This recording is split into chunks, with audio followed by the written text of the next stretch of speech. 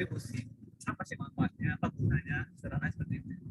Kemudian ketika masuk ke jenjang magister, levelnya harus ditambahin, tidak cukup hanya menerapkan, mengaplikasikan, tapi ada sebuah aspek yang kalian tawarkan sebagai originalitas, ide, pemikiran, ataupun eksperimen kalian terhadap metode ataupun algoritma yang di apa yang sudah dipublikasikan, gitu, yang sudah digunakan di banyak jurnal atau banyak.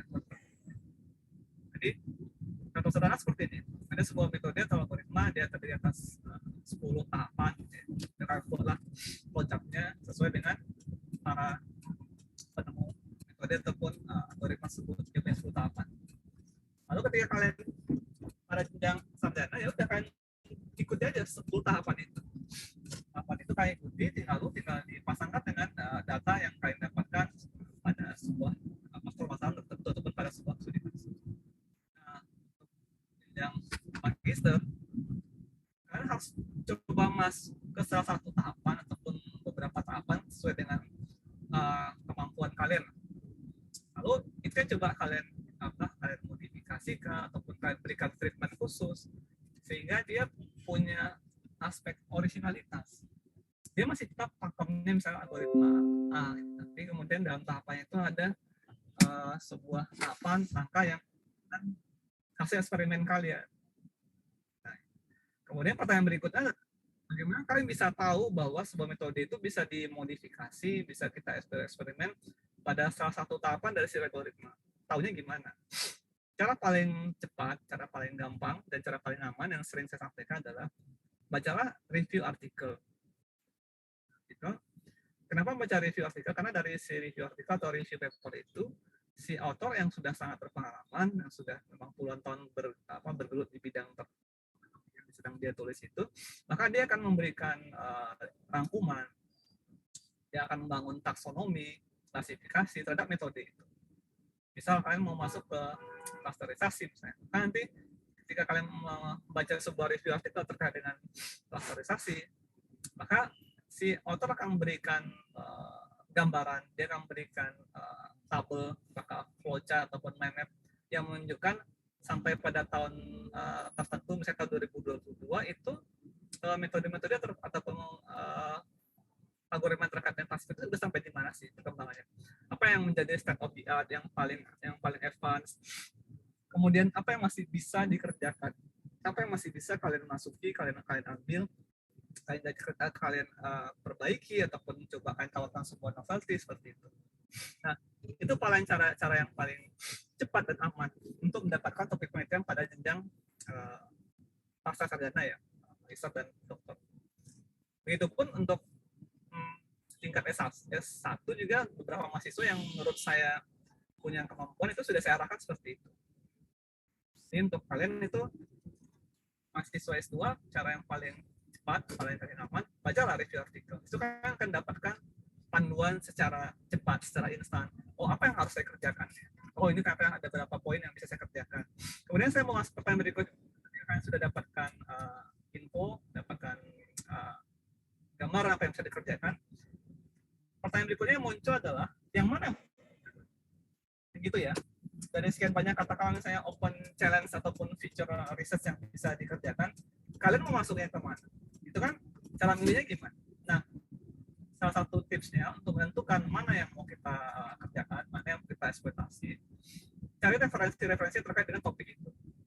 Misal kalian suka pada salah satu topik yang ditawarkan dalam si review paper, kalian lakukan lagi literatur studi terhadap si topik itu. Kumpulkan sebanyak mungkin contoh-contoh yang sudah pernah mengaplikasikan ataupun tentang metode itu, ataupun yang terkait dengan topik yang masih bisa kalian kerjakan itu. Lalu kalian baca lagi, lalu kalian coba ya introspeksi lah, baca pada diri sendiri, sanggup nggak kalian mengerjakan itu? Nah, kalau dalam kalian sekarang posisi di semester 3, artinya kan ekspektasi kita kan selesai dalam di akhir semester 4 kan, atau 4 ke depan.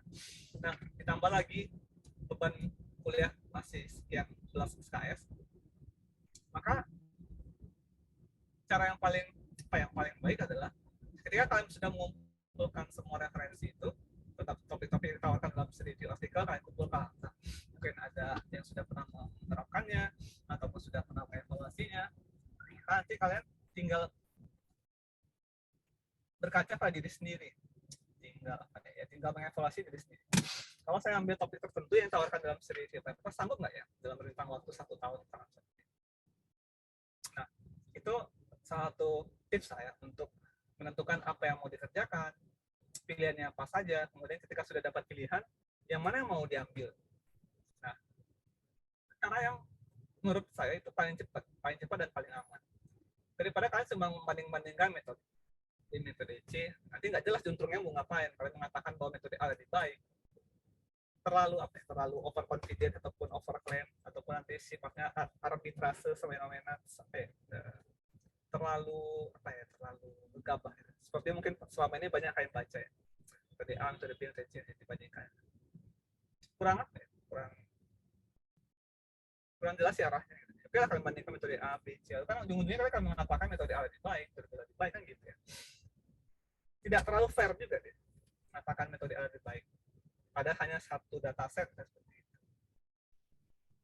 Ataupun kalian pasangkan kata analisis, tapi sebenarnya hanya sebuah implementasi. Nggak ada bebanan nggak ada bobot originalitas dari tesis yang kalian tawarkan itu. Nah mungkin gitulah sedikit tipsnya ya untuk bantu kalian bisa memahami apa itu tesis, bedanya dengan skripsi. Dia bagaimana cara mendapatkan topik yang masuk dalam kualifikasi sebuah tesis. Silakan yang mau nanya lagi, diskusi lagi.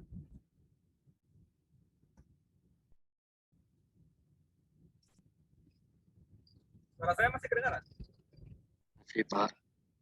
Izin Pak bertanya Pak, untuk perkiraan jadwal pra-proposalnya di tanggal berapa ya Pak? Sekitar tanggal 10 September. Sebenarnya kan kita targetkan di akhir Agustus, cuman saat ini Prodi sedang cukup repot dengan berkas-berkas akreditasi kita. Jadi kita mundurkan sekitar 10 hari, 10 atau 10 sampai 14 hari.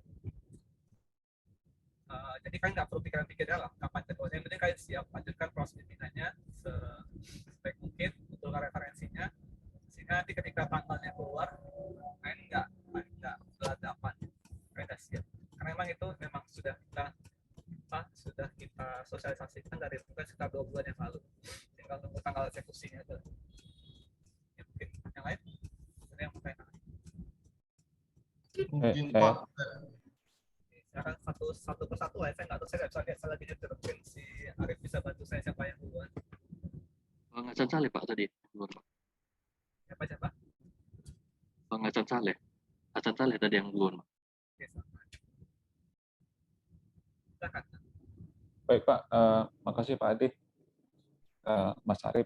Ya, Mas tanya ini Pak, kebetulan kan saya sudah sering ketemu dengan dosen pembimbing Pak. Nah, jadi dari dosen pembimbing pertama saya itu memang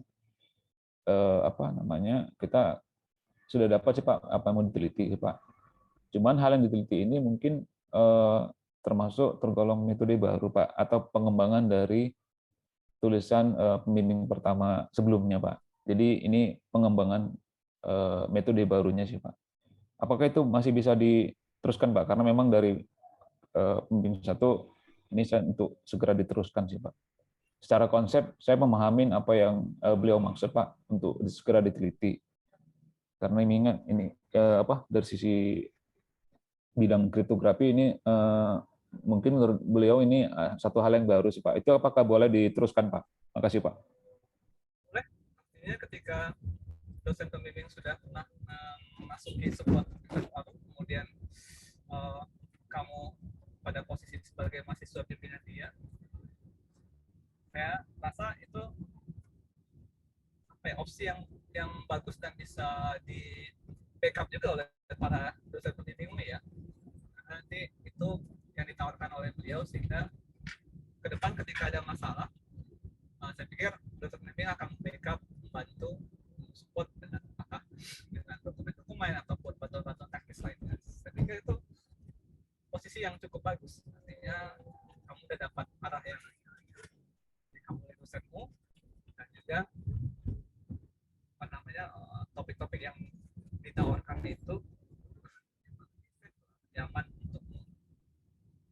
Kita nanti ke depan pada saat mengeksekusinya atau mengerjakannya, jagalah komunikasi. Dan komunikasi ikuti arahan dari si dosen pembimbing, karena beliau yang mengarahkan itu otomatis beliau yang paham sekali dengan topik itu ya. Cuman secara mungkin ada beberapa kegiatan yang harus dihandle pada saat bersamaan, sehingga si mahasiswa bimbingan yang akan mengerjakannya secara teknis. Jadi arahannya apa yang mau dikerjakan, apa yang mau digunakan, kemana mau dibawa, itu nanti akan dipantau, akan diarahkan oleh. Saya pikir itu oke sah, siapa sih. Baik Pak, makasih banyak Pak. Berdasarkan yang lain.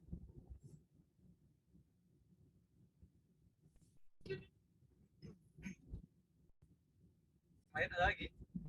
Silakan Bang Alvin. Ya, Pak. Saya Pak. Ya silakan. Oh, satu yang tadi ada Bapak bilang tuh salah satu sumber tuh tesis itu yang dari repositori USU. Namun yang sayangnya itu isi library-nya itu tidak open sekarang. Harus pakai login, pakai email, password segala sekarang, Pak. Dulunya open. Oke. Kalau memang sekarang kondisinya sudah dikunci ya, jadi kalian datanglah ke prodi. Seperti itu banyak contoh-contoh tesis yang bisa kalian baca.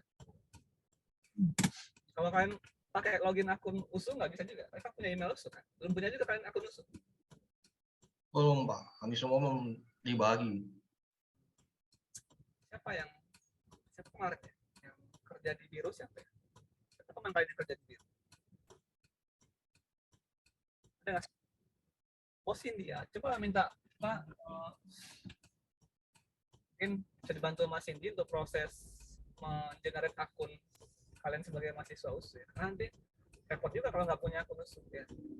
Karena ada beberapa ya bukan hanya repositori USU ya, tapi juga repositori lain yang sudah dibayar berlangganan oleh USU, apakah dari IEEE, Willy dan lain-lain. Kalau nggak punya akun USU mungkin ada repot aksesnya. Di sini ada nggak sih? Ada. Belum ada Pak. Jadi kalau belum ada, silakan berkoordinasi dengan si Cindy. Nah, tolong dibantu untuk mengenerate akun USU. Nah ini udah 1 tahun ya, tahun lah kali jadi mahasiswa kan, mestinya dari awal semester. Tidak ada masalahnya. Itu poin pertama. Mungkin ada lagi yang mau tanyakan siapa? Lalu untuk tanggal praproposal tadi ada Bapak bilang mulai dari tanggal 10. Berarti Sabtu Minggu jalan itu jadwal Pak, 10-11. Sekedar estimasi. Tanggal 10 ataupun sampai tanggal 15. Nggak mungkin juga kita buat hari Sabtu untuk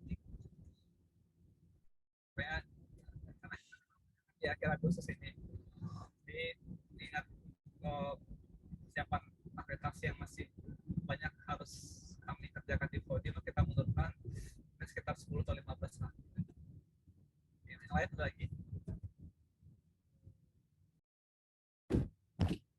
Intinya kalian siapkan presentasinya, kalian lakukan proses bimbingannya ketika tanggal itu keluar, jadi kalian nggak gelagapan. Kemudian lagi ya, untuk proses perkuliahan itu nanti ada intinya secara teknis itu kalian siap-siap untuk masuk ke kampus. Nggak ada cerita nanti kalian kerja segala macam, cerita ya. Kalian harus siap-siap datang ke kampus. Nah, begitu nanti tergantung pada dosen ya. Nanti kalau yang ada mata kuliah dengan saya itu kalian harus datang ke kampus. Kemudian dengan Pak ini mungkin itu juga akan kalian touring di kampus. Jadi kalian harus siap-siap sekarang mulai hari ini untuk kuliah seperti biasa. Ini nggak ada cerita kalian kerja segala macam, nggak ada cerita. Kalian harus siap datang ke kampus untuk proses perkuliahan. Nanti akan diinfokan oleh si dosennya apakah datang ke kampus ataupun nanti masih tetap daring ataupun nanti hybrid. Mungkin sudah dia datang pada pertemuan tertentu, nanti tahun berikutnya bisa daring. Intinya kalian harus siap untuk datang ke kampus. Misalkan ada yang mau tanyakan lagi? Artinya Pak, Jadi segala sesuatunya mulai dari seminar proposal hingga jadwal perkuliahan semuanya akan dilaksanakan luring ya Pak, alias datang. Seminar, kalau seminar itu bisa saya pastikan semua akan luring untuk seminarnya. Kemudian kalau untuk jadwal perkuliahan itu nanti tergantung pada kondisi dosennya. Oke, Oh. jadi namanya seminar itu bisa saya pastikan kalian harus datang ke. Tapi kalau untuk proses perkuliahan nanti tergantung pada kondisi si dosennya. Tapi untuk saya yang mata kuliah saya itu kalian akan datang ke kampus. Kita akan kuliah di kampus. Bentar ya. Ada lagi nggak yang lain? Cukup. Nih si Alvin. Kamu mau lihat lagi apa enggak? Cukup ya. Oke. Saya pindah ke prodi bener ya. Sampai ke parkiran. Bentar ya. Oke, siapa tadi saya si co-hostnya siapa tadi? Si Arif di handle dulu ya. Saya pindah dulu ke ruangannya. Baik Pak.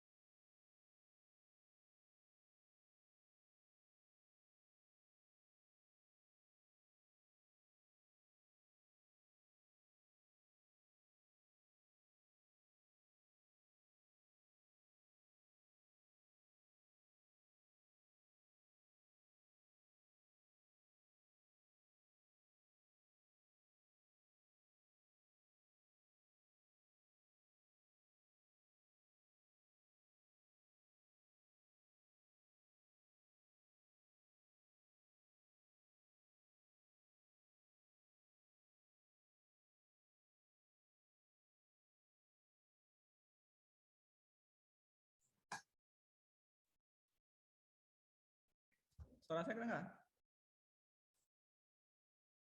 Dengar. Dengar. Oke, silakan. Tadi sampai si Alvin. Siapa lagi yang mau nanya? Ya. Waktunya sampai 9:30 ya. Aku saya nanti siap-siap ada kegiatan lain. Silakan. Menanya, silakan. Terutama tentang tesis ya. Jadi saya harapkan selesai ini nggak ada lagi pertanyaan di grup terkait tesis kalian. Tesis gimana, kenapa begini, selesaikan sekarang. Untuk yang 2021 dan beberapa orang 2020. Ini ada berapa? Ini sekarang kita 28. Nah, sebenarnya kayaknya cuma setengah ya, mungkin ada setengah lagi yang belum ikut. Itu ya terserah kalian. Silakan kalau ada mau tanyakan tadi siapa yang pertama tadi kalau nggak salah masalah doping ya si Ron, nanti mungkin jam 10 analnya besok ya, besok silakan datang ke Prodi. Siapa? Apalagi batasan antara tesis dengan skripsi, mudah-mudahan bisa dipahami. Dan cara paling gampangnya tadi saya sampaikan adalah dari membaca review artikel. Kita mendapatkan banyak opsi untuk jadi pilihan. Lalu kemudian kita tinggal berkaca ke diri kita sendiri, mana yang sanggup kita eksekusi. Nah, kalian kan punya keterbatasan waktu, keterbatasan kemampuan, tinggal dibalikan ke diri sendiri. Dari sekian banyak opsi yang bisa diambil, itu mana yang akan dieksekusi. Oke, kalau nggak ada, sebentar saya share beberapa poin dari workshop tahun lalu sih. Oke, untuk merefresh apa yang sudah disampaikan oleh Pak Agus dan Pak Wis.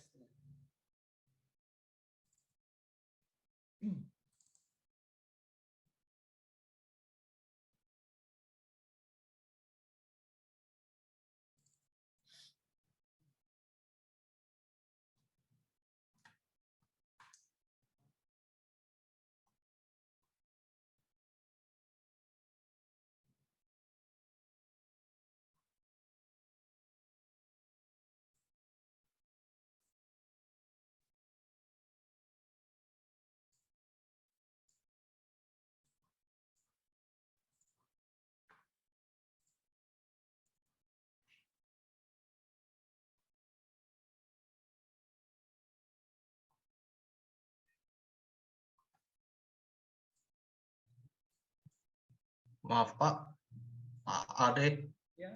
itu volume punya Bapak apa? Bisa tolong dibesarkan, soalnya kami mendengarnya agak kecil suaranya. Oke, sebentar ya. Ya Pak. Saya belum ada ngomong sih.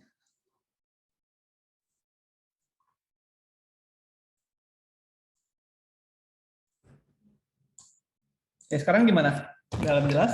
Ini baru jelas Pak. Oke. Sebelumnya ada tapi kecil. Oke. Roy, matikan mikrofonnya Roy. Iya Pak, baik Pak.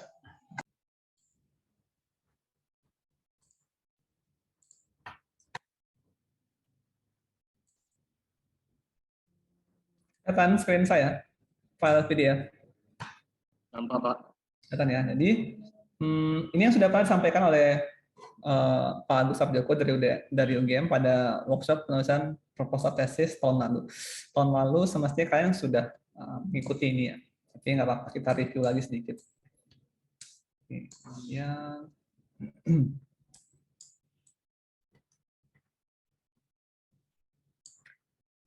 ini formatnya. Nanti kita nggak mesti mengikuti ini ya. Jadi kita punya format sendiri. Cuma saya besar ya, anggap ada halaman sampul, persetujuan, kemudian abstrak, lalu kemudian ada terbelakang, rumusan, batasan, tujuan, manfaat, sampai nanti metodologi dan jadwal. Oke, ini masih sama, masih cocok, masih bisa kita adopsi untuk proposal kalian nanti. Setelah kalian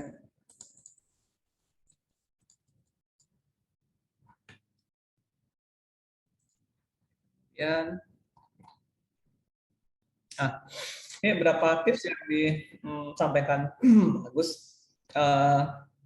Yang pertama itu coba untuk mengkombinasikan metode, tapi jangan lupa kombinasi itu untuk memperbaiki metode yang sudah ada. Jadi kalau tadi saya katakan ada sebuah algoritma dengan 10 tahapan, lalu kalian coba masuk ke salah satu tahapan dari algoritma tersebut. Nah, itu yang tujuan akhirnya adalah kita berharap dengan mengintervensi atau mengintercept salah satu tahapan tersebut, maka nanti akan didapatkan hal yang lebih baik, apakah peningkatan performa, peningkatan kinerja. Jadi tolong dipahami, dia bukan hanya sekedar mencampurkan ataupun menggabungkan ataupun membandingkan. Biasanya kan membandingkan ya, mungkin sering kalian lihat membandingkan metode A, metode B, metode C. Lalu kalian katakan metode A atau metode B atau metode C yang lebih baik. Itu overconfidence. Apalagi dia hanya satu dataset, sangat overconfident.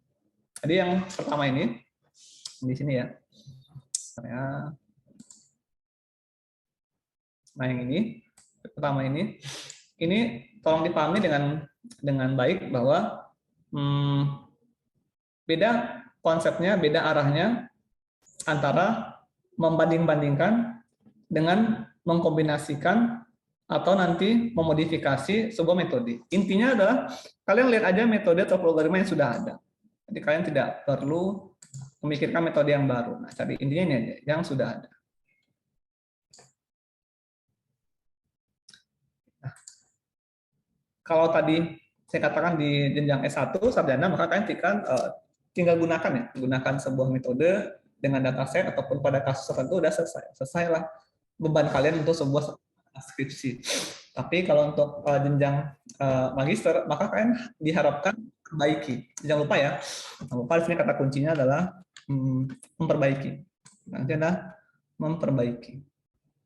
Nah, kalau kalian hanya menggunakan, berarti kan nggak ada aspek improvement ya kan ya, nggak ada aspek peningkatan. Nah, itu yang harus diingat. Jadi nggak bisa kalian coba akali dalam tanda petik dengan menggunakan kata analisis. Nggak bisa. Apa yang mau kalian analisis? Kalian harus mempertanggungjawabkan semua kata dalam judul. Mungkin juga ini sambil best practice ya, best practice. Semua kata yang kalian tuliskan di judul itu, semua kata itu akan dioprek-oprek. Itu akan di cross check, diverifikasi. Jadi ketika muncul kata sebuah metode, ketika muncul kata pembobotan, ketika muncul apapun kata yang itu akan diverifikasi. Jadi hati-hati kalian menuliskan si judul itu. Nah, ketika muncul kata pembobotan, peningkatan kinerja, pembandingan segala macam, itu akan diverifikasi mana buktinya, apa dasarnya, apa yang kamu maksud dengan pembobotan, peningkatan kinerja. Nah, jadi judul itu kan secara sederhana ada permasalahan. Apa sih masalahnya? Lalu kemudian apa metodenya yang untuk menyelesaikan si masalah? Lalu kemudian tergambarlah kira-kira nanti solusinya ketika metode itu diterapkan terhadap si masalah. Dia ada problem, method, dan solution. Itu secara tips untuk menulis judul.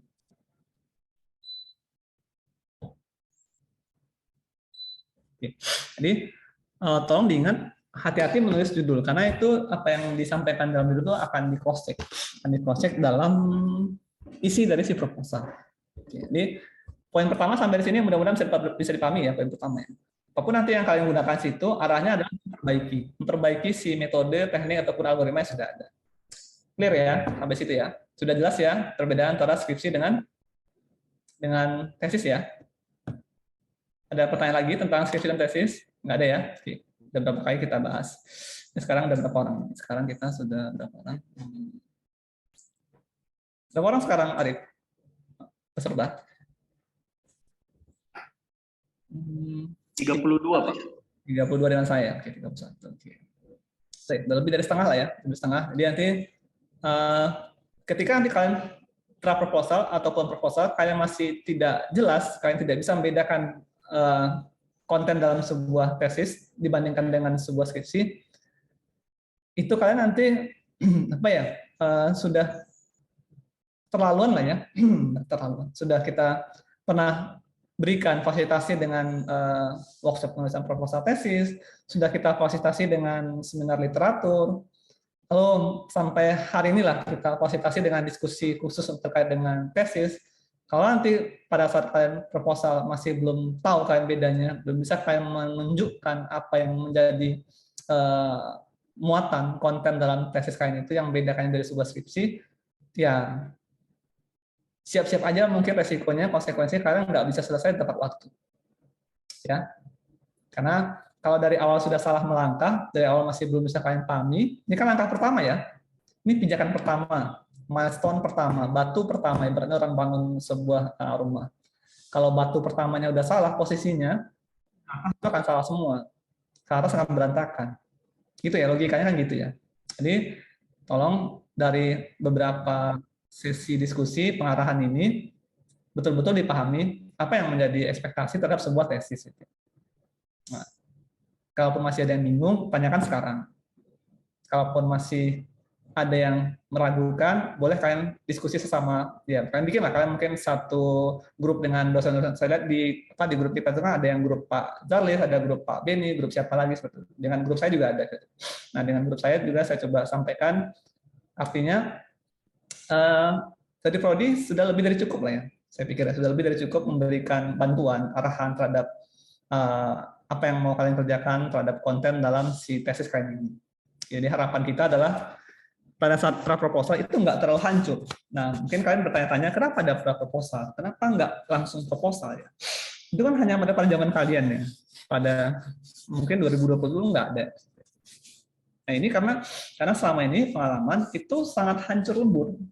Apa yang kalian sampaikan dalam seminar proposal selama ini pengalaman. Kalian bisa dikatakan dari 10 mahasiswa yang presentasi mungkin cuma 1, itu pun udah syukur dapat 1 yang bisa menampilkan sebuah topik tesis yang memang tesis, itu bukan skripsi atau bahkan saking hancur itu kayak tugas kuliah. Nah, itulah makanya kita coba bantu mahasiswa. Nah, mungkin kalian merasa kok makin banyak bebannya, tapi ini untuk membantu mengarahkan langkah pertama dalam penyelesaian si tesis. Kalau langkah pertamanya sudah tidak bagus, udah nggak jelas arahnya kemana, nanti kedepannya pasti berantakan. Nah, itu. Jadi untuk yang kalian, terutama STAMUK 2021 dan mungkin ada beberapa STAMUK 20 yang baru mau mulai tesis, cobalah langkah pertama ini betul-betul dibikin sebaik mungkin, sestabil mungkin, sekokoh mungkin, sehingga ke depan ya namanya tesis pasti susah, nggak mungkin kalau misalnya kalian dapat ya bayangan ataupun dapat informasi tesisnya bisa dipermudah begini begitu, lupakan aja. Nggak ada, namanya tesis itu pasti susah ya, apalagi ya kan pilihan kalian kan lanjut ke S2 kan, lanjut ke S2 namanya dari tulisannya aja S1, S2, S3 makin tinggi angka belakangnya itu bebannya makin susah. Nah, ini lupakan kalau misalnya kalian ada yang dapat informasi apalah, nggak tahu ya, saya kadang-kadang ada beberapa permasalahan yang sudah mengarah ke kriminal ya, yang kalian lakukan, ya bukan kalian sih, yang dilakukan oleh senior-senior kalian itu, kriminal. Apakah pemalsuan tanda tangan, kemudian penjiplakan, perjokian, segala macam, lupakan. Jadi cobalah diluruskan pikirannya, luruskan niatnya. Kita di Prodi akan membantu mendukung kalian supaya bisa menyelesaikannya sebaik mungkin. Nah, tapi tetap nanti yang harus present, yang harus menjalankan kalian kan. Saya, Pak Indra, dan para ibu bapak dosen hanya dari belakang mendorong, mengarahkan. Kalau agak bengkok kami luruskan, kalau agak miring kami luruskan lagi, seperti itu. Nah, tapi nanti yang akan menjalani, yang akan mempresentasikan, yang akan berdiskusi, bertanya jawab ya pasti kalian lah. Nggak mungkin si dosen, pembimbing, nggak mungkin juga kami hanya mengkondisikan supaya prosesnya berjalan dengan baik, yang artinya ketika muncul permasalahan ya kalian sudah tahu bahwa ini akan banyak permasalahannya, sudah tahu bagaimana cara menjalani. Nanti kami coba menunjukkan ini jalannya, tapi kan jalan itu harus kalian yang menapakinya, yang berjalan di situ kalian, bukan kami, karena kalian yang pengen jadi magister. Ya. Jadi ini jalannya, jangan ambil yang ke kiri, jangan ambil yang ke kanan, tapi tetap pandang lurus ke depan. Nah, kami menunjukkan, tapi yang menjalannya, yang memijakkan kaki ya kalian. Ketika kalian pijakkan kaki kalian di situ ada lubang kah, ada duri kah, ada kalajengking kah, ada ular, itulah tantangannya situ yang harus kalian jalani. Nah, itu mungkin ya analogi lah ya. Oke. Kemudian poin kedua, sampaikan Pak Agus itu ketika kita sudah punya pemahaman yang sama bahwa kita mencoba memperbaiki sebuah metode yang tadi sudah ada, artinya tadi saya menggunakan bahasa originalitas. Ya, originalitas. Maka nanti cobalah gunakan pendekatan atau teknik yang ada untuk menyelesaikan permasalahan yang berbeda.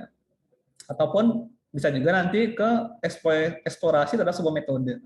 Ya sama seperti balik ke konsep awal tadi ya, ketika ada sebuah metode, dia punya beberapa tahapan, coba kalian eksplorasi, kalian otak-atik, atau mungkin bahasa sederhana kita kalian oprek-oprek kayak oprek metode itu. Jadi dia lepas dari aspek mengimplementasikan, harus lepas dari aspek mengimplementasikan. Atau bukan lepas sih, harus lebih dari aspek mengimplementasikan. Kalian bisa memperbaiki sini ya, memperbaiki atau bisa mengeksplorasinya. Itu konten yang di kita. Kalau di sini yang poin yang kedua yang di sini itu pendekatan yang sudah ada untuk menyelesaikan permasalahan berbeda. Ini lebih cocok mungkin untuk domain yang lain ya, tapi untuk domain kita itu poinnya ke sini satu dan sini.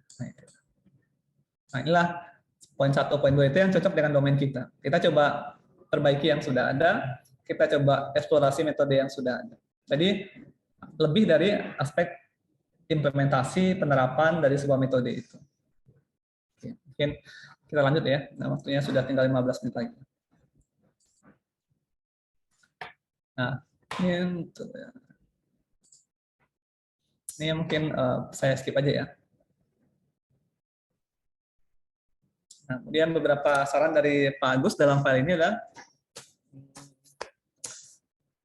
tadi kan saya bilang cara paling aman, cara paling cepat kan baca dari review paper ya. Nah, bisa juga kalian lihat dari ya, skripsi ataupun tesis ataupun disertasi. Tapi hati-hati juga kalau misalnya kalian pilih-pilih sebuah skripsi, tesis maupun disertasi. Kalian harus bisa memastikan juga mengevaluasi bahwa yang dikerjakan ataupun yang kan biasanya ada saran dan kesimpulan dan saran ya. Nah, di kesimpulan dan saran itu biasanya kalau untuk yang sebuah skripsi ataupun tesis ataupun disertasi yang kualitasnya bagus, itu bisa juga kita jadikan sebagai referensi. Tapi balik lagi ke konsep awalnya, kalian harus bisa memastikan bahwa skripsi, tesis, dan disertasi itu adalah produk ilmiah yang baik. Kalau asal-asal pilih skripsi, tesis, ataupun bahkan sekali bisa kita katakan disertasi lah. Kalian pilih mungkin disertasi, mungkin kalian mengatakan ini sebuah disertasi, Pak, saya ambil dari disertasi, ada kesimpulan dasarnya yang bisa saya jadikan, hati-hati juga. Kalian harus coba lagi, pilih lagi. Tapi kalau misalnya dari review artikel Q1 itu bisa dikatakan sudah sangat safe lah, sangat aman untuk kalian jadikan sebagai acuan. Ya. Jadi kalau nanti kalian coba masuk ke sebuah saran dan kesimpulan saran dari sebuah skripsi, tesis, disertasi itu dipilah-pilih lagi ya, pilih-pilih lagi. Jadi yang poin pertama, ini tetap kalian harus hati-hati dalam memilih ini. Ini tetap harus hati-hati. Kemudian poin yang kedua adalah, nah ini tadi, ini yang lebih safe ya, lebih aman. Ketika dia dipublikasikan, apalagi sudah sampai pada jurnal Q1, ya. Nah itu dia lebih aman. Kan cari open challenge ataupun feature research-nya untuk mengembangkan, menutupi kekurangan, alternatif, ya. Memperbaiki. Nah, jadi kata kunci itu, memperbaiki, alternatif, mengembangkan, menutupi kekurangan. Kata-kata kunci itu yang nanti harus bisa kalian tonjolkan lah, yang kalian dalam tanda petik kalian jual di situ dalam si proposal itu. Yang kita lanjut lagi. Ini beberapa opsi ya, bisa dari pemerintah, masyarakat. Ini judul. Okay.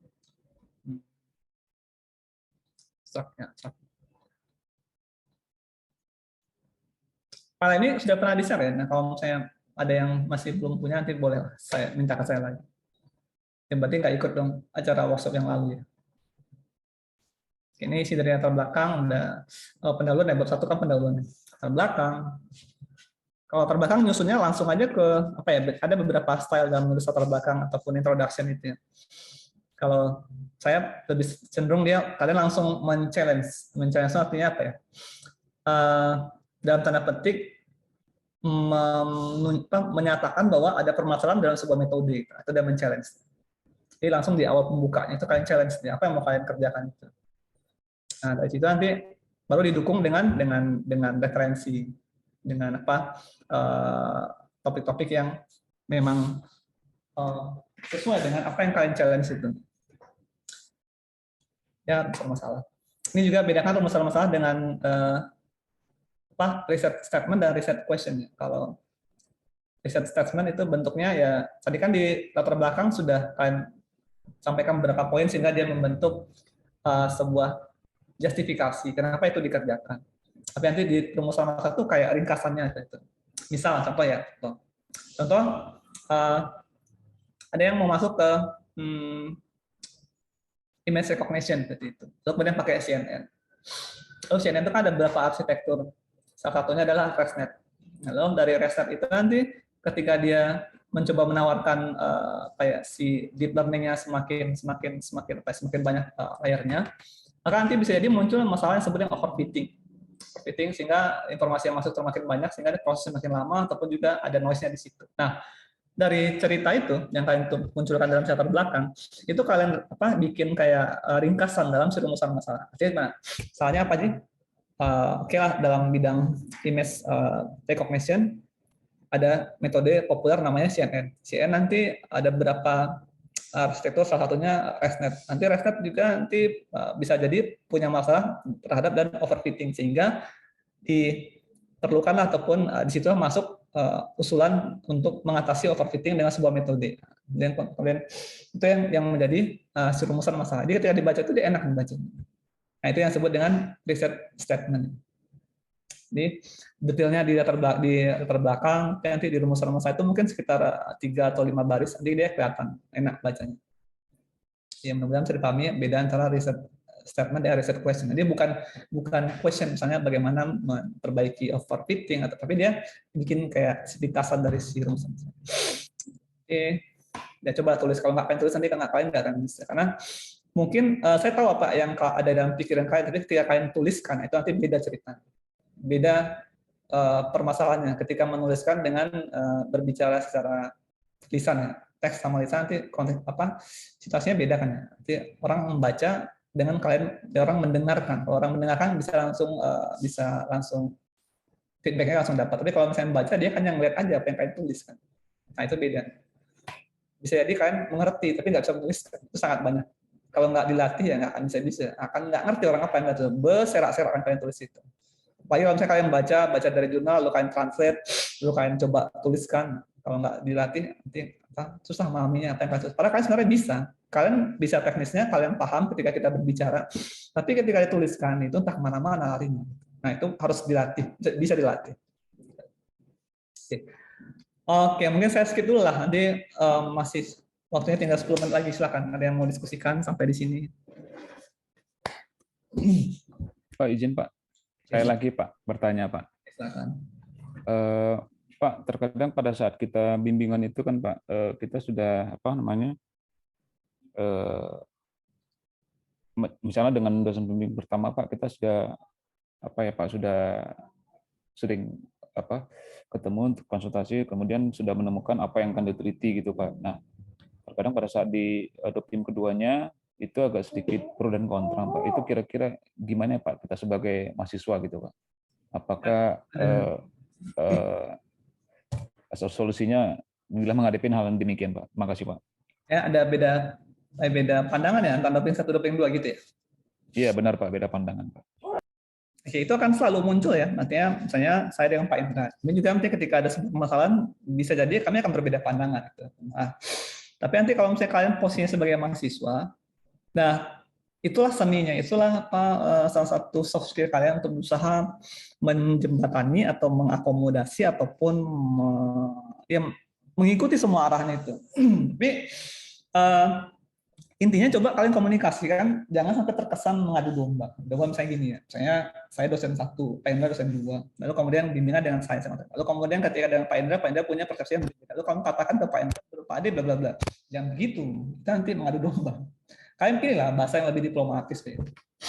Intinya kan saya maupun Pak Indra, kami kan pasti acuannya kan referensi juga itu.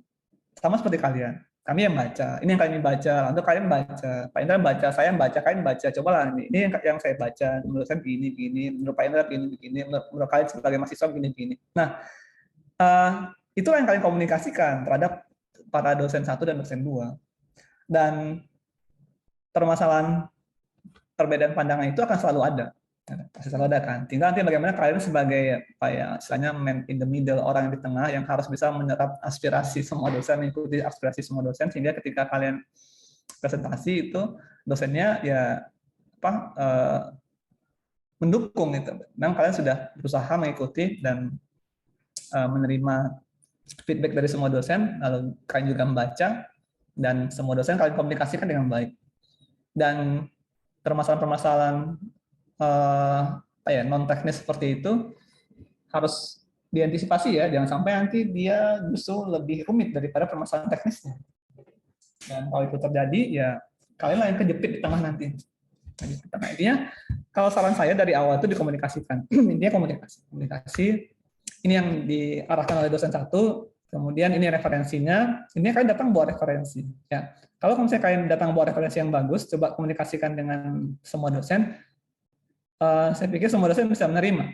Karena saya pun ya bisa jadi kurang update dibanding kalian. Ada sebuah topik misalnya, lalu kalian sodorkan ke saya sebuah artikel, sebuah referensi. Ya udah, kalau misalnya emang itu lebih baik, ya saya kalau bagi saya sih insya Allah nggak ada masalah.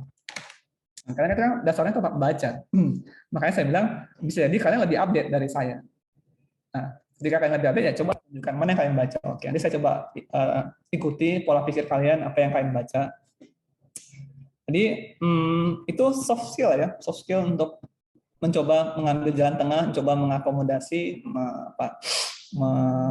dalam tanda petik menyenangkan atau mengikuti arahan dari semua dosen itu. Dan itu harus dijaga dari awal. Jangan sampai nanti, misalnya kalian jalan 1 tahun ke depan, 8 bulan itu kalian hanya berkomunikasi dengan doping 1, kalian nggak pernah berkomunikasi dengan doping 2, sehingga ketika udah mepet jadwal sudah pasti dosen yang baru kan datang ke doping 2, itu salah. Tapi kalau misalnya dari awal kalian sudah berkomunikasi dengan kedua dosen, nanti kita lihat kasus per kasus ya. Nah, karena ada yang seperti itu polanya kemarin, si mahasiswanya intens dengan dosen 1, sehingga ketika bermasalah dengan dosen 2 itu susah menyelesaikannya. Karena kalian posisinya lemah.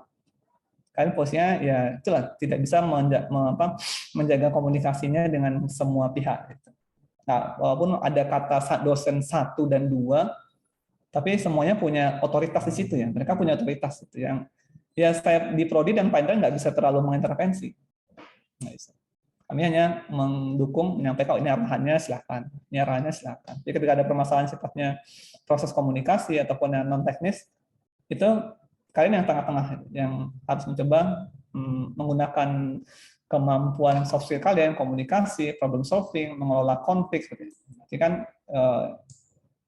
kalian sudah cukup dewasa untuk bisa mengatasi permasalahan-permasalahan itu yang akan selalu ada. Yang akan selalu ada, baik di lokasi pekerjaan kalian, ataupun di rumah, atau di kampus. Mungkin itu yang bisa saya sampaikan. Mungkin Pak Indra ada tambahan Pak Indra? Terkait dengan komunikasi. Izin Pak, bertanya Pak. Benar ya, kita tanyakan ke Pak Indra dulu. Kita kasih kesempatan Pak Indra. Saya cukup kayaknya Pak Andi. Nanti aja. Oke. Oke, yang kasih Pak Indra. Lanjut silakan kayaknya si Bayu dulu tadi ya, si Bayu Harista ya. Silakan Bayu. Izin Pak, selamat pagi Pak. Pagi Bayu. Terkait dengan judul saya Pak, kebetulan kemarin pembimbing doping saya yang kedua itu lebih aktif Pak, dan dia menganjurkan merubah metode. Akhirnya saya disuruh baca jurnal kembali, membeli buku apa segala macam sudah saya lakukan. Jatuhnya Pak, ini judul saya ke simulasi. Yang mau saya tanyakan Pak, nanti Pak, kalau simulasi ini berupa miniatur atau kita buat terus jadi video untuk dipresentasikan Pak? Kira-kira gimana Pak? Itu aja Pak. Makasih Pak. Oke. Kalau simulasi dalam bidang kita, dalam bidang komputer, dalam bidang matematika, kita kan bahasnya software. Misal, kita sekarang punya masalah serius dengan cuaca. Kadang nggak jelas ini entah musim apa, ataupun anginnya gimana, airnya kadang biasanya nggak pernah banjir, tiba-tiba banjir, yang nggak pernah hujan. Kayak mungkin hujan es batu, tiba-tiba ada hujan es batu. Maka kita coba simulasikan kita ambil beberapa parameter cuaca, apakah suhu, kelembapan, tekanan, arah angin, dan faktor-faktor lainnya, sehingga kita bisa coba simulasikan dengan kondisi seperti ini, itu ke depan ataupun sekian tahun yang akan datang, jadinya seperti apa, itu simulasi. Ini basisnya software, bukan basisnya, ya kalau misalnya nanti dari simulasi itu mau kita videokan, dokumentasinya nggak, itu tambahannya, tapi basisnya tetap dari perhitungan komputasinya yang kita simulasikan untuk melihat ke depan dia akan seperti apa. Dengan kondisi cuaca yang semakin nggak karuan, dengan polusi yang seperti ini, dengan apalagi faktor kenaikan permukaan laut, apalagi hal seperti itu, maka ke depan kita bisa mungkin 10-20 tahun kalau ini nggak ada tindakan yang cukup sistematis, apakah mungkin tindakannya lebih radikal untuk beradaptasi dengan perubahan cuaca ini, nanti akan seperti ini deh kondisinya. Kenaikan permukaan laut sekian senti ataupun pencairan es di kutub utara atau kutub selatan sekian senti itu akan berpengaruh terhadap tinggi muka air ataupun nanti banjir segala macam. Nah, itu kita simulasikan seperti itu. Atau misalnya lagi dengan cuaca, dengan kualitas udara. Ketika jumlah kendaraan semakin banyak, ketika polusian juga tidak terkendali, itu maka kondisi udara di sebuah kota misalnya ataupun sebuah negara ataupun skala yang lebih luas itu akan seperti apa. Nanti kita simulasikan ke depan ketika pertumbuhan polusinya yang sudah kalian coba cari datanya tadi itu. Nanti kita simulasikan. Jadi si simulasi itu dasarnya adalah ada komputasi di belakangnya. Ada komputasi di belakangnya dengan berbagai macam parameter dan data yang kalian dapatkan, lalu dihitung, lalu disimulasikan. Apakah simulasi kenaikan permukaan laut, ataupun simulasi pergerakan angin, ataupun simulasi kadar polusi udaranya, atau simulasi apalagi sesuai dengan kasus yang kalian sedang kerjakan. Simulasi mungkin data penjualan segala macam. Jadi mau kalian video itu hanya tambahan aja, suplemennya. Tapi tetap basisnya ada komputasi di belakangnya. Akarnya itu ada sebuah komputasi, lalu kalian simulasikan dalam sebuah software. Nah, biasanya setahu saya itu Pak Sutarman yang senang seperti itu. Jadi dari awal itu sudah kalian simulasikan. Kira-kira akan seperti ini. Ada yang belum kelihatan seperti itu. Nah, tapi tergantung nanti kasusnya yang bisa kalian diskusikan dengan para dosennya. Kemudian kalau simulasi itu, apa yang dimaksud dengan simulasi itu, tadi seperti yang saya sampaikan. Ada data yang kalian dapatkan, ada rumus yang bisa kalian gunakan untuk mengolah si data, lalu coba dihitung, dikomputasi, atau muncullah nanti, apakah bentuknya basisnya grafis, atau bentuknya apa, yang kan bisa ya bikin dalam bentuk basisnya GIF, seperti itu, macam-macam. Mungkin itu gambaran untuk si Bayu. Pak, terima kasih Pak. Oke, mohon maaf waktunya sudah habis. Tapi kalau Pak mungkin bisa hanya 5 menit lagi karena ada kegiatan lain. Oke, tadi siapa si Dina ya? Dina mana Dina? Iya, izin Pak mau tanya. Kebetulan judul saya kan sudah disetujui, hanya redaksinya aja yang diubah. Kira-kira untuk SK-nya apakah diubah juga Pak? Oke, ini ya. Untuk pertanyaan seperti ini sudah beberapa kali dan beberapa kali juga saya jawab.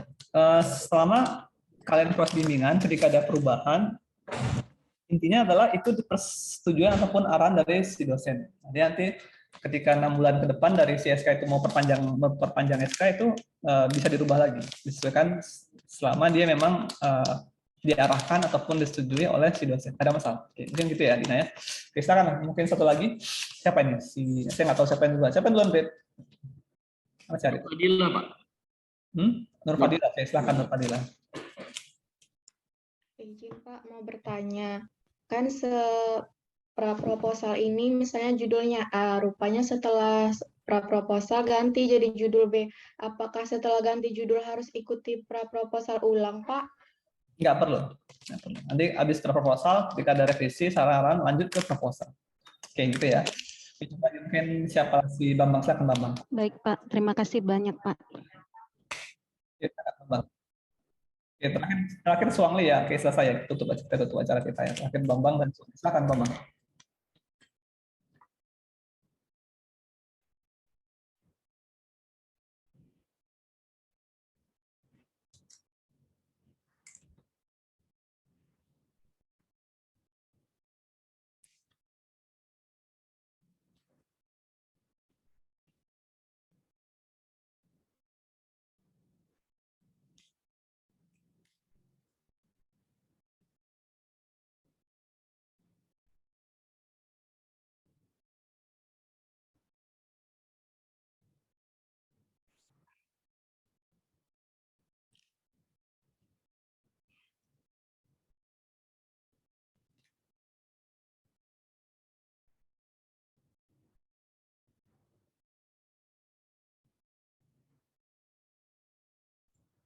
Ini ceritanya pakai wireless sensor. Kemudian apa yang menjadi kekhawatiran si Bambang?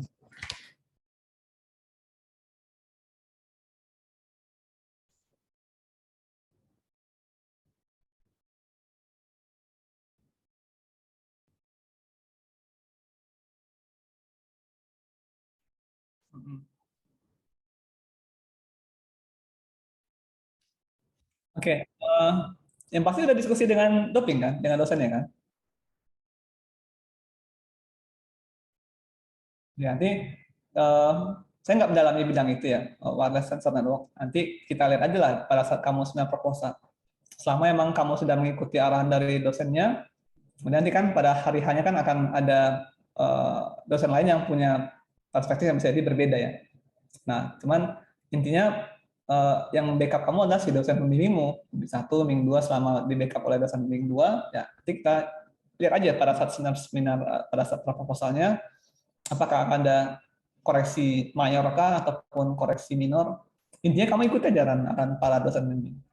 Ibaratnya para dosen punya tanggung jawab moral ya untuk membackup kalian. Selama kalian intens komunikasi, insya Allah mereka akan backup kalian. Walaupun nanti ada koreksi yang sifatnya mayor, itu nanti insya Allah akan di backup oleh si dosen pembimbing. Yang penting kamu jaga komunikasi dengan para dosen itu. Nah, kalau teknisnya saya tidak mendalami bidang itu, artinya bayang kamu mengenerate data dengan 3 parameter, lalu kemudian kamu simulasikan hasilnya ke depan. Nanti mestinya untuk riset-riset S2 yang terkait dengan sensor seperti itu, ada batasannya lah dari yang semestinya diarahkan oleh para ibu bapak dosen terkait dengan bidang itu. Nah, saya nggak mendalami itu, maka nanti kita lihat pada hari hanya. Mungkin itu saran saya.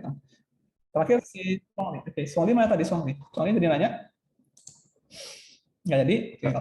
Iya Pak. Oke, silakan Songli. Terakhir ya. Izin Pak mau nanya.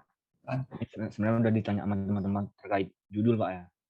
Ketika judul kita ada perubahan sebelum proposal, kita ada konfirmasi ke prodi nggak Pak atau seperti apa?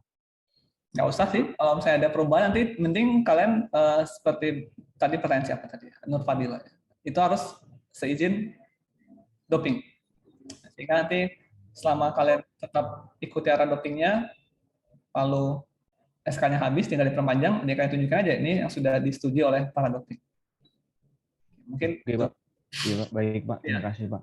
Oke, dari saya mungkin segitu. Pak Indra kan ada tambahin Pak Indra. Makan Pak Indra. Saya cukup Pak Ade, kayaknya sudah cukup Pak Ade tadi, sudah jelas semua. Oke, makasih Pak Indra. Intinya kalian punya waktu cukup ya, cukup 1 tahun. Menurut saya itu sudah apa ya, dari banding kita kalau coba kita bandingkan, walaupun ada lagu sekarang ojo dibandingkan, tapi kita harus bandingkan juga. Kalau kita bandingkan ke dalam senior-senior kalian, menurut kami proses kalian sudah apa ya, lebih baik ya proses kalian. Kalian punya waktu 1 tahun kami kondisikan untuk dalam kepala kalian itu tesis. Jadi dalam 1 tahun itu semestinya kalian bisa menghasilkan sebuah produk penelitian yang baik lah, yang sesuai dengan grade kalian sebagai mahasiswa S2. Ketika kan nanti menemukan atau melihat ada kok kayaknya agak banyak tambahan kegiatan, kok kayaknya sepertinya semakin dipersulit. Cobalah dipahami bahwa ketika kita lakukan kegiatan A, B, C, D, E, proposal, literatur, segala macam, kalian kami arahkan untuk publikasi di jurnal internasional, itu menambah pekerjaan sebenarnya. Nah, pekerjaan untuk prodi sebenarnya dengan saya, Pak Indra, Kak Umi. Nah, tapi kenapa kita lakukan itu? Karena kita ingin hasilnya lebih baik gitu ya. Hasil lebih baik. Jadi mudah-mudahan bisa kalian pahami bahwa semua proses itu seminar literatur, kemudian segala macam workshop, kemudian ada proposal. Harapannya satu, kalian bisa menghasilkan produk penelitian yang memuaskan bukan hanya untuk kami, tapi juga untuk diri kalian juga sih. Kan kalian pasti ya kita kan akan selalu mencoba mencari hal-hal yang lebih memuaskan, yang lebih baik. Nah, cobalah dalam kondisi 1 tahun ke depan kalian paksa dari kalian menghasilkan hal-hal yang memang yang terbaik sesuai dengan kemampuan kalian. terlepas dari semua permasalahan dalam pekerjaan, dalam rumah tangga, kehidupan pribadi, coba kalian fokuskan dulu si tesis ini. Karena standarnya akan selalu kita naikkan. Ini kalian angkatan 2021, inilah standar untuk kalian. Nanti angkatan 2022, standarnya akan lebih tinggi lagi. Kita kan selalu begitu ya, selalu menaikkan standar kita. Jadi, begitupun kami dari Prodi akan mendukung kalian, membantu kalian, mensupport kalian. Tapi jangan lupa kalianlah nanti yang harus menjalani ya. Seperti tadi saya sampaikan, ini jalannya, ini arahnya. Kalau kalian agak miring ke kiri, miring ke kanan, melipir ke belakang, nanti kami luruskan. Tapi yang tetap kalian yang harus memijak, menjalani, melangkah jalan itu. Nah, kalian harus presentasi. Jadi dari sekarang siapkan mentalnya, karena ini proses yang, ya kalau saya sih menggunakan bahasa yang menyakitkan. Kalian harus membaca paper Q1, itu membacanya susah, memahaminya susah. Dan kalian membaca, lalu kalian cari dulu lagi apa yang bisa kalian perbaiki. Nah, itu proses yang kalau saya menyebutnya menyita waktu, menghabiskan energi dan menyakitkan. Ya, tapi itu pilihan kalian. Makanya kalau misalnya ada yang tiba-tiba mungkin kalian dapat wangsit entah apa bisikan yang bisa jadi jalan instan untuk menyelesaikan tesis ini, lupakan. Nanti prosesnya panjang. Ini kalian misal di belakang. Yang dari sekarang terasa susah, terasa masih buntu, sumpek pikiran kalian, dijalani aja. Jalani, coba dibaca, karena emang susah memahami si paper-paper itu. Nggak mudah memahami paper Q1, Q2, karena mereka mengerjakannya dengan waktu yang lama, dengan kemampuan yang sangat tinggi, lalu mereka publikasikan. Nah, itu yang harus kalian pahami. Itu kalian coba modifikasi, coba perbaiki. Jadi prosesnya memang susah. Tapi semua proses yang susah itu, insya Allah bisa kalian jalani. Nah, caranya bagaimana? Inilah caranya. Kita lakukan sesi diskusi, sedangkan ada dosen pembimbing, bimbing 1, bimbing 2, ada program studi, nah, ada misalnya akan backup kalian, mengarahkan kalian. Jadi sama-sama kami dari program studi mencoba membawa kalian ke proses yang lebih baik, menghasilkan juga hasil penelitian yang lebih baik. Kalian juga sebagai mahasiswa yang menjalaninya, siapkan juga diri kalian. Siapkan diri kalian sebagai calon magister. Jadi kita sama-sama. Kami di Prodi mencoba mengkondisikan dengan arah yang menurut hemat kami itu akan bisa membentuk kalian dan menghasilkan penelitian yang baik. Nah, kalian juga sebagai mahasiswa, cobalah dikondisikan dirinya, diluangkan waktunya. Jangan lupa nanti kalian juga harus punya sertifikat TOEFL minimal 450 ya. Nah, itu minimal ya. Kalau bisa lebih baik, lebih tinggi dari itu kan nanti kembali lagi untuk kalian. Mungkin itu dulu ya. Pak, permisi Pak. Itu Cindy baru datang. Boleh dilanjutkan tentang masalah akun USU itu Pak? Oke, mana sih Cindy? Cindy mana Cindy? Ada Cindy? Ada. Iya Pak. Oke, Cindy, bisa dibantu nggak Cindy? Saya nggak tahu ke mana itu menghubunginya. Teman-temanmu kayaknya sebagian besar belum punya akun email USU ya. Nah, mungkin perlu akun itu untuk mengakses beberapa fasilitas, mungkin repository yang sudah dibeli oleh USU seperti itu, seperti IEEE. Izin Pak, saya udah bertanya kan Pak mengenai akun student itu. Nah, akun student itu tidak bisa dipakai untuk repository Pak. Nah, untuk repositorinya sendiri nanti bisa di sign up, tapi untuk sekarang masih maintenance Pak. Websitenya Pak. Jadi untuk fitur sign up itu belum ada Pak. Walaupun kita punya akun student, saya udah tanyakan ke unit layanan terpadu, itu tidak bisa dipakai untuk repositori USU Pak. Sekarang nggak tahu siapa yang ngecek. Dia kan kata Selvin kalau ngecek repositori itu kan repositori USU ya, bukan repositori IEEE dan lain-lainnya. Kalau yang repositori USU itu sekarang posisinya open apa harus login? Harus login Pak. Harus login ya. Repositori. Oke, loginnya pakai akun USU kah atau bebas atau gimana? Masih biasanya kan akun USU ya? Kalau dari pengalaman saya yang S1 Pak, pakai Gmail juga bisa Pak. Cuman itu tadi websitenya masih maintenance. Jadi untuk sign up kita belum bisa, masih dikembangkan. Kemarin gitu Pak, yang setelah saya tanyakan feedbacknya. Siapa ya? Yang ngurusin akun itu siapa sih? Ke PSI kah atau ke bagian kemahasiswaan kah? Lewat unit layanan terpadu Pak. Lalu mereka yang sampaikan ke PSI. Tapi kalau kita mahasiswa ke PSI langsung nggak bisa Pak. Nah, sekarang gini aja lah, kalian kolektif aja lah. Mungkin di koordinir apakah komtingnya apakah Cindy yang koordinir, kalian kolektif rame-rame, lalu coba sama-sama ke unit layanan terpadu.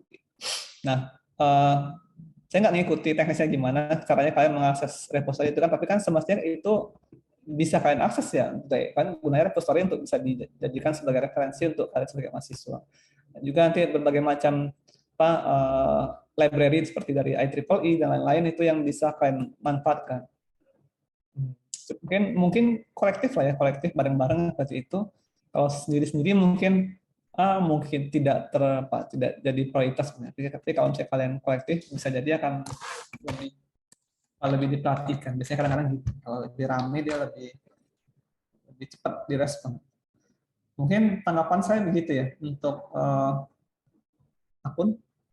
Mudah-mudahan si Cindy bisa membantu teman-temannya untuk mengkoordinir ke komunikasi ke unit layanan terpadu. Dok Hasbi mungkin punya pengalaman Bi, kemana itu Bi? Iya Pak. Yang terkait dengan akun Bi? Tetap ke ULT Pak. Ya, Pak. Itu di mana, di biro? Di biro Pak, lantai 1 Pak. Ya tuh. Coba tolong dibantu lah Bi ya, di koordinir Bi ya, biar rame-rame kayak satu angkatan. Tadi kemarin udah pernah saya chat Pak, bagian ULT Pak, dia ngirim saya format untuk kirim ke email Pak. Nanti saya share ke chat. Oke. Chat sini. Iya Pak, sebentar ya Pak, saya share Pak. Ya mungkin gitu lah ya untuk teman-teman yang Stambuk 2021 dan mungkin Stambuk lain yang belum punya akun, apalagi yang belum punya akun tahap kartu mahasiswa udah punya belum? KTM udah punya? Udah kan, KTM udah punya. Oke. Ya begitu. Cobalah komunikasi dengan, mungkin dibantu dengan Cindy dan Hasbi ya yang kerja di yang di usaha jadi usaha. Mungkin alma mater kali Pak. Kita belum. Bi, alma mater Bi, coba lagi tanyakan dia sama mater. Nah, lagi mungkin kalian mau wisuda. Pak, udah saya kirim ke chat Pak. Oke. Silakan ya di kolektif aja lah kalian kolektif. Itu bisa kali ya. Hasbi. Izin bertanya ke Bang Hasbi, itu lampirkan KTM itu foto KTM ya? Iya Bang, Alvin, foto Bang. Foto KTM. Oke ya, nanti kalian koordinasi sendiri ya. Mungkin bisa dibantu oleh Hasbi dan Cindy ya, yang betul bekerja di USU. Mungkin dari saya itu dulu ya. Terima kasih untuk kerjasamanya. Mudah-mudahan tetap semangat. Ya, insya Allah bisa kalian selesaikan. Mungkin dari saya itu aja. Mohon maaf kalau ada yang kurang berkenan. Saya akhiri. Assalamualaikum warahmatullahi wabarakatuh. Selamat pagi. Waalaikumsalam warahmatullahi wabarakatuh. Waalaikumsalam warahmatullahi wabarakatuh. Terima kasih Pak. Terima kasih banyak Pak. Waalaikumsalam warahmatullahi wabarakatuh Pak. Oke, kita live ya. Oke.